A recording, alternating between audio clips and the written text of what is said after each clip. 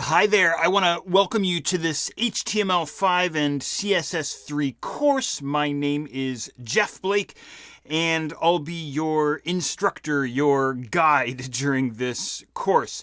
Now, the purpose of this course is to reinforce some important HTML and CSS concepts for you and to help you go further into the world of responsive web design. So we'll start things off by getting the code editor that we're going to be using, brackets, set up properly, and then we'll go into a short review of HTML and CSS to really reinforce some key important concepts that are critical for you to know. And even if you're comfortable with web design already, I'm sure that there's going to be some key distinctions, some critical points that you're going to pick up on here.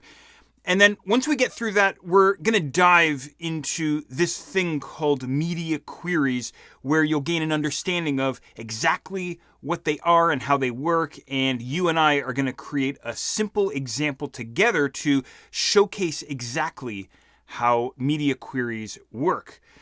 And then after that, we're going to jump into CSS Flexbox. Have you heard of this before?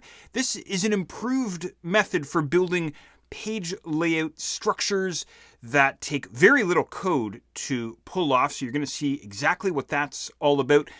And then finally, you'll be introduced to something else called CSS Grids, which is a newer approach for building page layouts and structuring your content. So I hope all of this sounds great. Without further ado, let's jump into it.